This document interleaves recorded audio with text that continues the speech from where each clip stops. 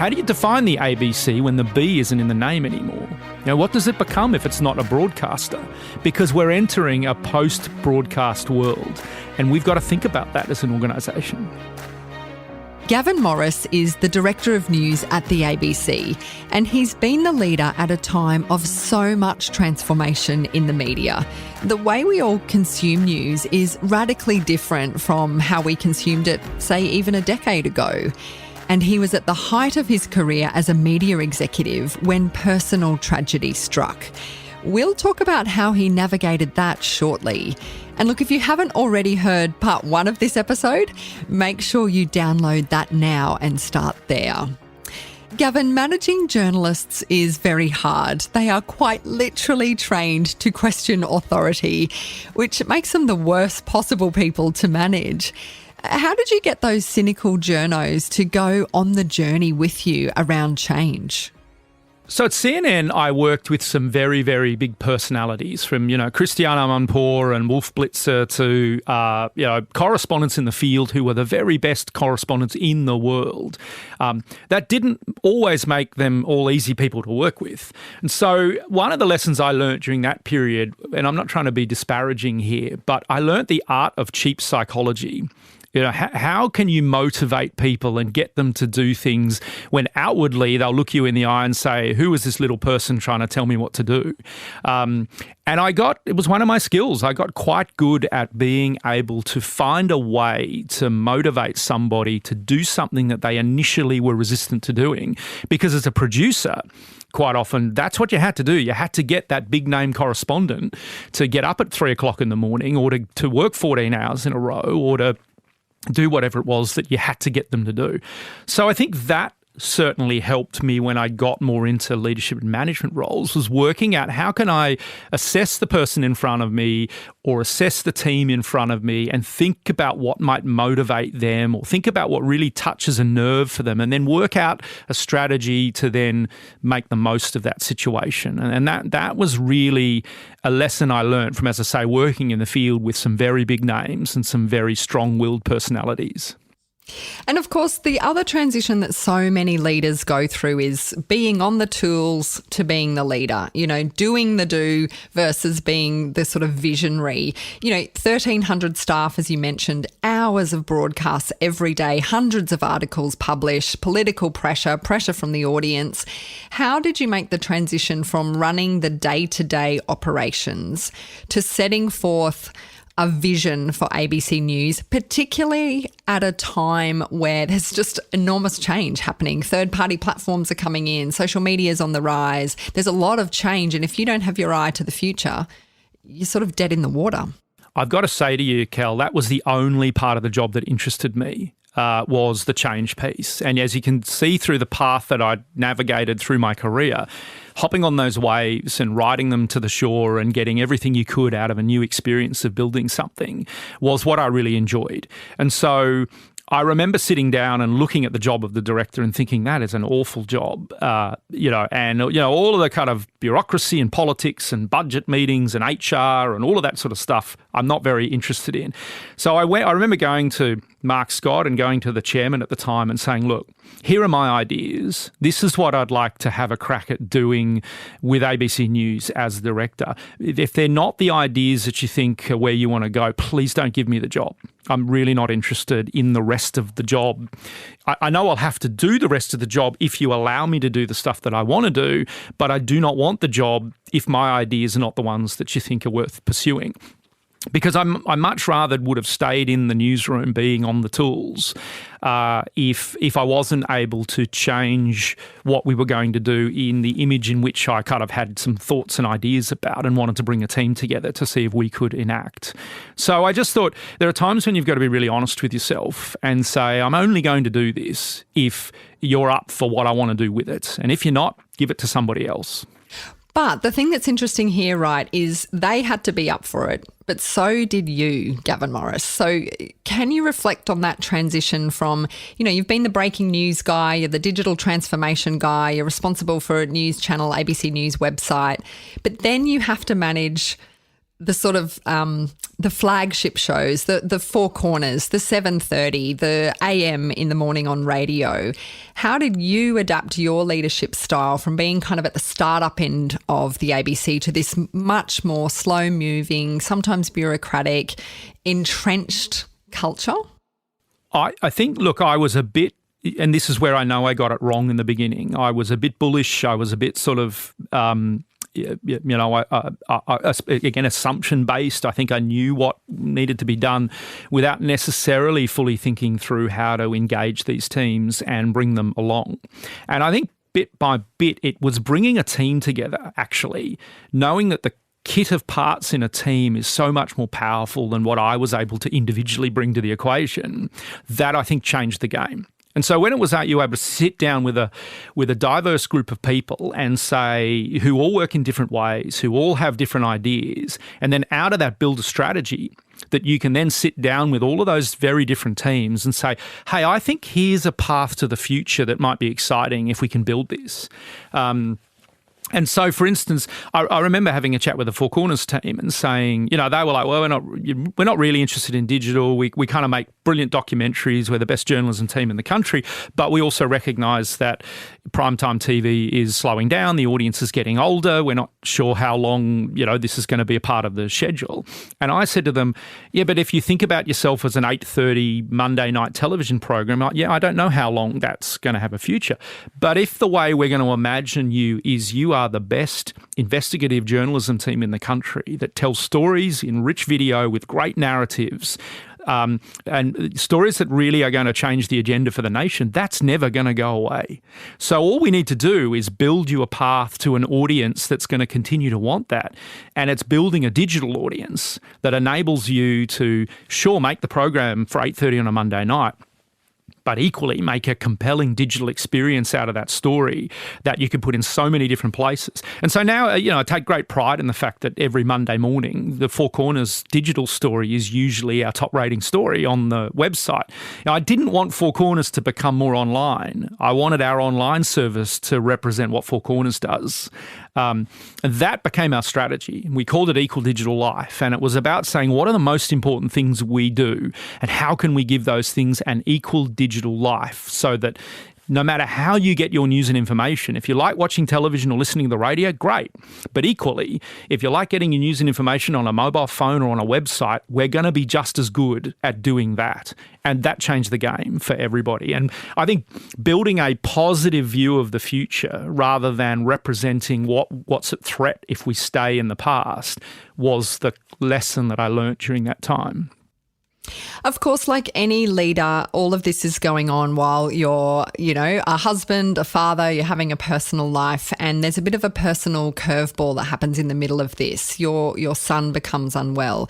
And there are other things that happen for ABC News. There's the chopper crash where unfortunately 3 people end up dead, and they're all beloved people within the ABC. How did you deal with your son becoming unwell and all of the other personal things that were happening?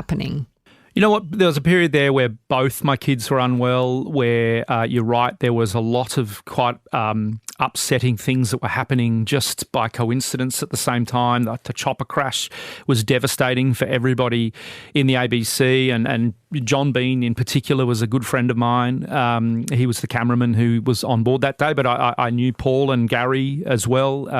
So all of these things were going on at the same time, within a space of a couple of years there. And I can honestly say there were times where I sat there at my desk. I think there were probably, particularly when family illness was a factor, times where I sat at my desk, looked at a screen for 8 hours, didn't lift a finger, couldn't get motivated to do anything. And, at times where I resented being at work. I would rather have been anywhere else. So, we had lots of things that we needed to be dealing with, and being at work was the last place I wanted to be. And I think a really great leadership team in news then that kind of rallied around and sort of carried me along for a little bit. But I tell you what I did learn during that period. I was one of those people that would often stick around the office, get in early, stay late, watch the bulletin go to air, all of that. And during that period of time, I just had no desire to do that. And so I would go home and have dinner with the family and dinner with the kids. And I remember I'm doing this for months, feeling really guilty about it and thinking, wow, I feel so guilty that I'm leaving the office at 5:30 or whatever else. And then one day one of my colleagues came up and, it was a woman. And she said to me, you know what, thank God you do that because we all have to do it. And the fact that you as a senior man in this place is getting up to go home and have dinner with your kids is, gives us all hope that the workplace can change. Now, that sounds so ridiculous now that we're all working from home and flexible working hours and all of those things is just normal. This is only less than a decade ago. But that was still the way the culture of the workplace often worked. The women would... in many cases, women would be doing this and feeling guilty every day about it. And yet, as soon as I started doing it, they saw hope in that because a man was able to go home and have dinner with his kids. And I thought, how ridiculous. I'm never going to think twice about this ever again. And if I can embody, balancing a career with trying to be there as much as I can with my family and to make sure that personally I'm doing things that engage me and all the rest of it, then I'm going to be a much healthier leader and it's going to be a much healthier organisation. This moment where your child is sick coincides with a staff member from the ABC, science reporter Darren Osborne, also being diagnosed with cancer. And I understand that you and Darren were quite close. Darren subsequently passed away. And I've heard some people at the ABC say this was a pivotal moment for you and it changed you. It softened you or gave you a different mindset. I think that whole period just made me reassess what careers were for. And I think I'd been very single-minded a long way through my career. I came from a background where none of my family had been to university before I went. I don't think I'd met a journalist before I decided to be one. And I saw this career as a pathway out of where I'd come from, which is, very modest working class kind of background. And I think for many years I was just so single-minded in sticking to the career and just thinking that was what defined me as a person. Then your family gets sick, you have people who are very close to you that unexpectedly pass away, whether it's the chopper crash, whether it was what happened to Darren. And you just think, this career does not define who I am. And if I let it define who I am, my life is going to be so much cheaper than it otherwise could have been. So I think I really did go through a reappraisal of my priorities. And look, people close to me would say that it doesn't mean I haven't still kind of overworked and not taken care of myself as well as I could have. But I definitely felt like a change happened within me whereby the career was not going to define who I am.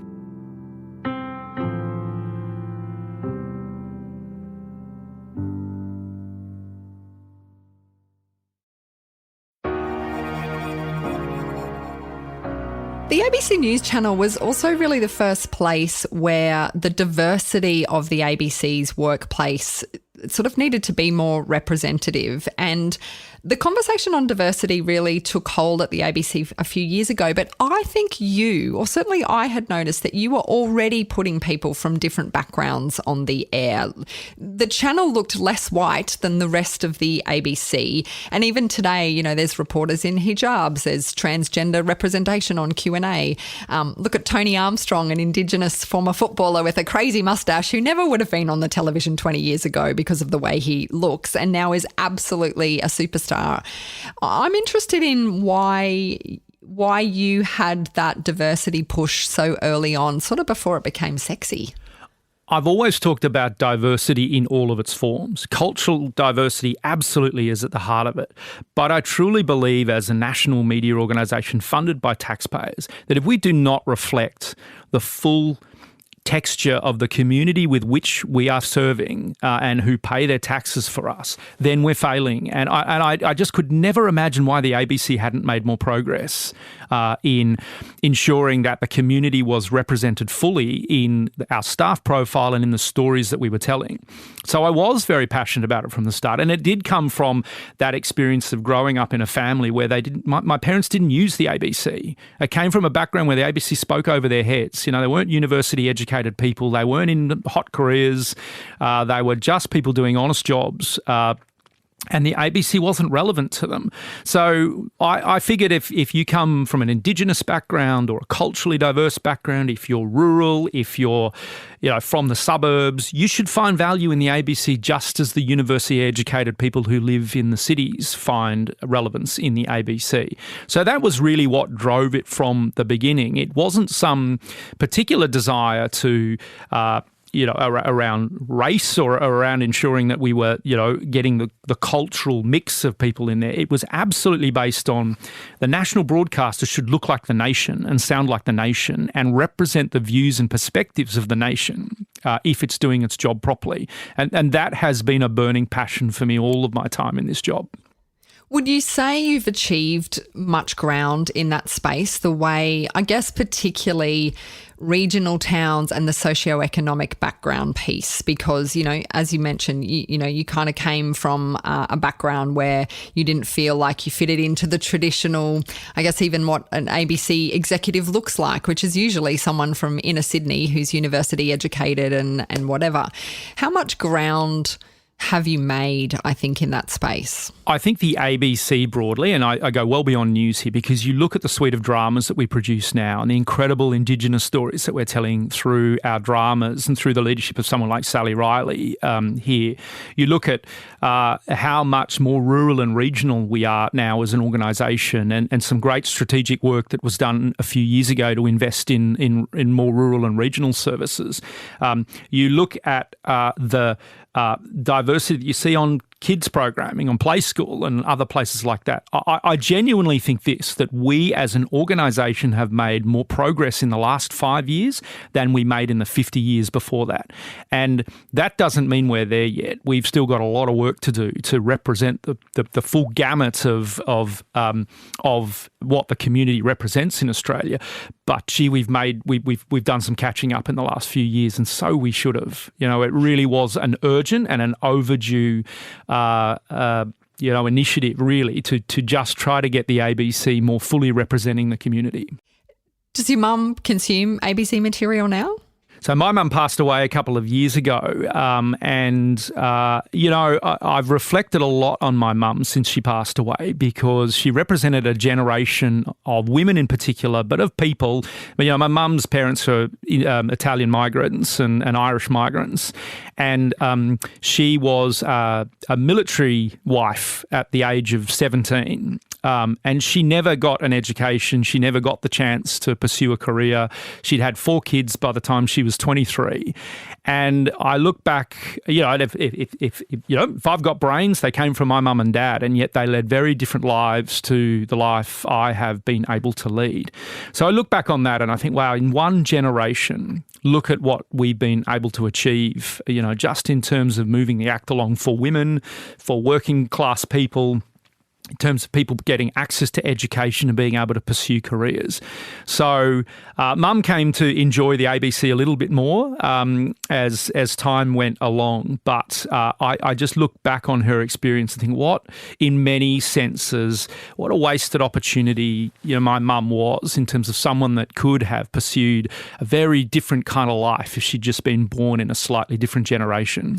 I want to capture a couple of thoughts about the future from you. And one of the things you've been quite vocal about is how journalists use social media, or rather you've kind of encouraged them to stop using social media. And look, many leaders from all sorts of sectors are grappling with how you make sure staff don't blur the lines between their sort of, professional persona and their personal life. How are you viewing that at the moment in 2021? Look, I genuinely think social media is not one of the digital revolutions that's aged very well. I think when some of these platforms came along in the beginning, they were incredible places of sort of rich conversation where you could learn and explore things that you might never have got the chance to know about had people not taken you there on social media. Well, in my personal view, that has just denigrated to the point whereby conversations are nasty. People are saying and doing things that they would never do in any other context or any other place. the sort of stuff that I see ABC people being subjected to on social media would never happen to them in the street, would never happen to them in a pub or a restaurant. And nameless, faceless kind of people out there who are allowed to say and do anything as disrespectful as it may be in terms of the public conversation.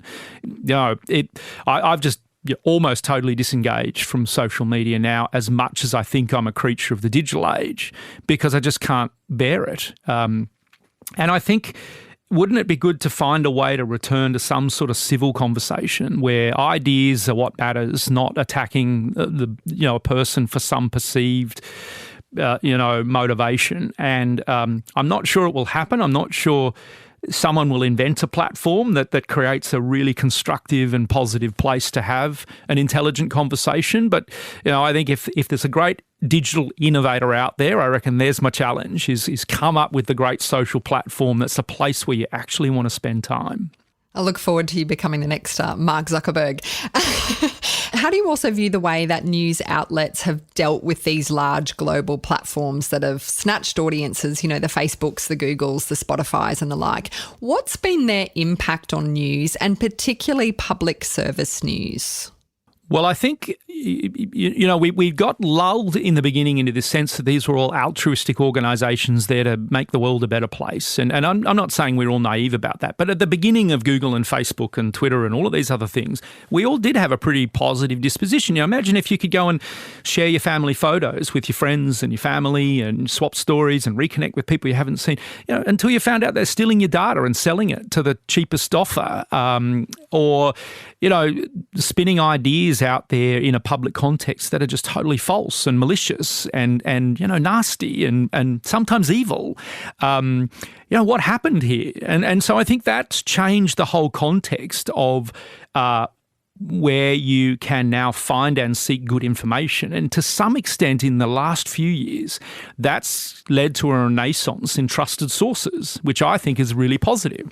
People have come back to places like the ABC or back to great newspapers, great to trusted sources of journalism, because they're working out that these platforms aren't actually very good for their health, and certainly for the quality of information that they consume.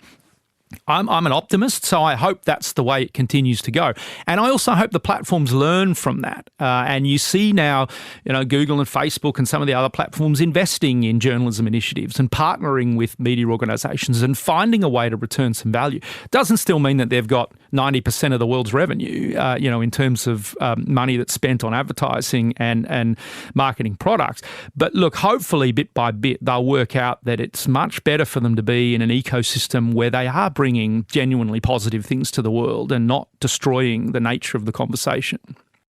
Of course, so much change in the media in the last 10 to 20 years, more change than probably the previous century. Where do you see the media heading, and what kind of leaders will we need to forge that path? So I think that where we will go in the next 10, 15 years will be so much more profoundly but so much more profoundly different from the change that we've already been through. So when you look back on the last 15 years, you think, wow, gee, a lot's changed. I think the next 15 years will be at warp speed compared to that. I mean, how can people cope with that? How can mere mortals who come to work every day just cope with that sheer volume of information, how fast everything is? So we can say, look, why don't we all just slow down? Why don't we just kind of take our foot off and just reflect a little while and let's consolidate? Unfortunately, audiences are changing much, much faster than organisations are. And so, you think about the way we get our television at the moment. There aren't going to be any aerials on roofs in 20 years' time. That whole terrestrial transmission of video is not going to be there in that too far down the track. When we're all driving electric cars, well, electric cars don't support AM radios. So this thing that has been there since, our great-grandparents' generation is going to change. Now, I'm not saying that people aren't going to listen to audio and they're not going to want news and information and entertainment and local discussion in some form, but it increasingly isn't going to be on an AM radio. So the very fundamental nature of the ordering principles by which the media has always existed is going to change in the next 15 years. And organisations have got to be ready for that. News organisations have always operated by the clock and by deadlines and by the schedule. That all goes within the next 15 years. It's not to say that you won't have scheduled programs, but that will not be the dominant way people get their news, information and entertainment. And so we've just got to be ready for that. And we've got to know that how can we reorder the content that we provide that's so important to people in ways that are going to suit their lifestyles, not our deadlines. It's a genuine change in the ordering principles of the way the media works that is very different to the onset, for instance, of something like online, which sort of happened alongside our traditional broadcast kind of modes. And I've said this, for instance, in this organisation, how do you define the ABC when the B isn't in the name anymore? What does it become if it's not a broadcaster? Because we're entering a post-broadcast world, and we've got to think about that as an organisation.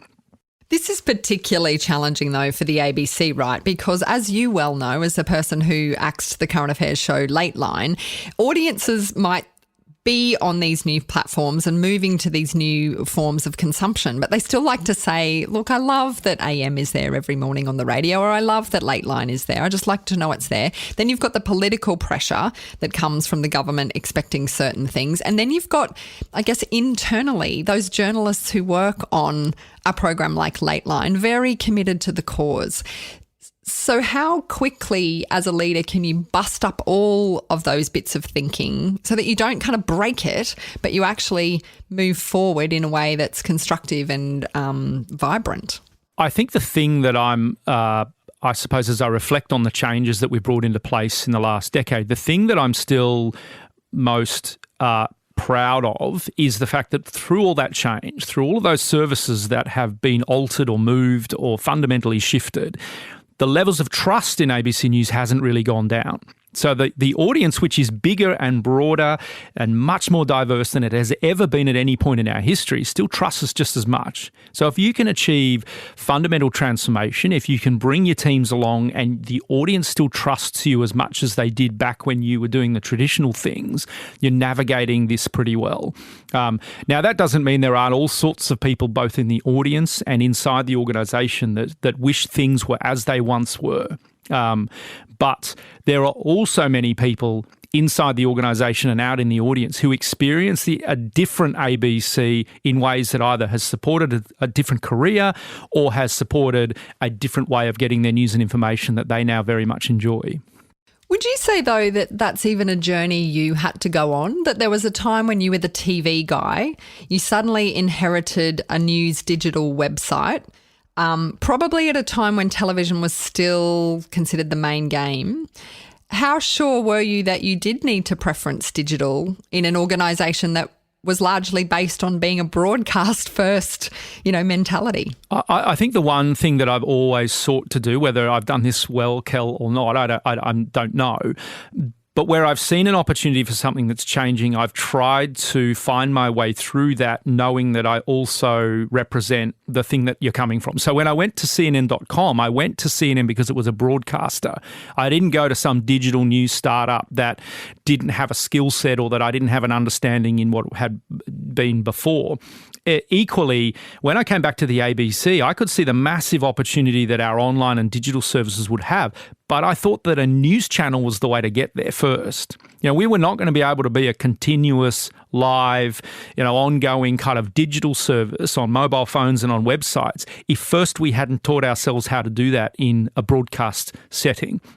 So the news channel... Eventually there won't be a TV channel, right? So it'll happen via a website. Like News 24 won't exist in probably 10 years because what it will be is not a television channel but video on demand in whatever way possible. So what you can't see happening right now inside ABC News teams is happening quite quickly, and that is somewhere like the news channel is turning itself internally into a video-on-demand production centre.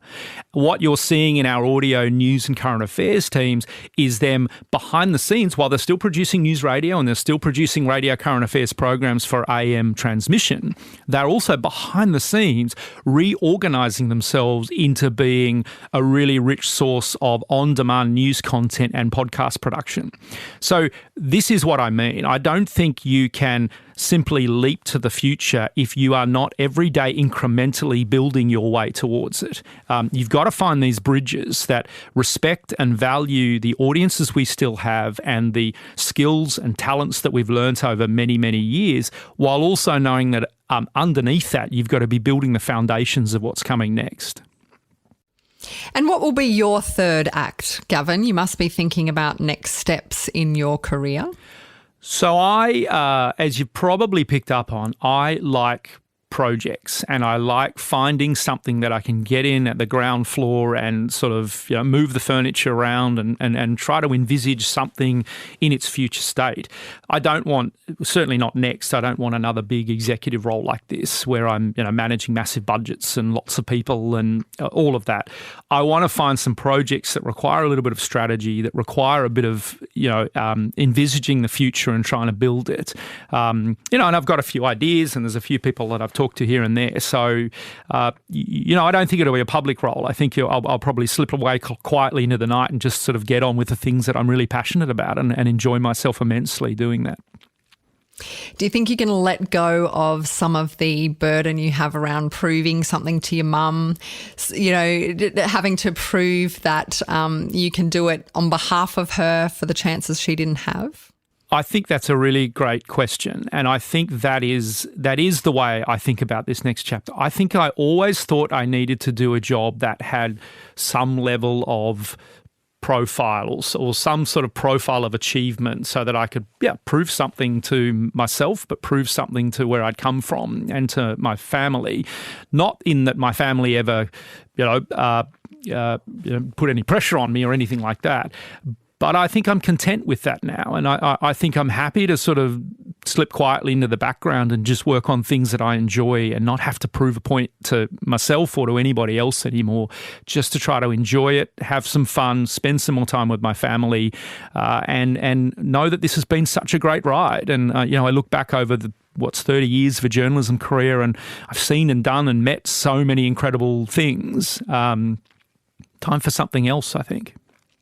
Well, thank you for taking us inside the news process. I think a lot of people who watch the news are fascinated by how it all works behind the scenes, and good luck with your next steps. Thank you, Kelly. I really enjoyed the conversation. Gaven Morris, the outgoing Director of News at the Australian Broadcasting Corporation. And Gaven is proof that you can learn to be a great leader. I mean, by his own accounts, he was pretty poorly positioned to become a leader, coming from a field that often rewards reactive and, assumptions-based behaviour. And so the big takeaway for me is that if you have a strong mission, combined with that love of learning and developing, you can be a great leader, no matter where you're starting from. Further proof of that message comes from Simon Griffiths. He's the founder of the toilet paper company Who Gives a Crap. In fact, his company's whole business model is purpose first. We donate half of our profits to help build toilets and provide access to clean water. So that's the purpose part. But we can't do that if we're not profitable. So profit is the means to get to our purpose for us. But every company's going to be a little bit different in the way that they approach that. There are so many other inspiring leaders among the Curveball alumni, as Gaven calls them. And those episodes are sitting in your podcast feed right now. So go and take a listen. And do leave us a rating and a review in a podcast app if you're enjoying the show.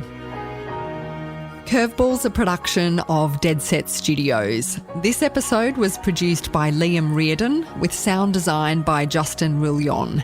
The executive producers are me and Rachel Fountain.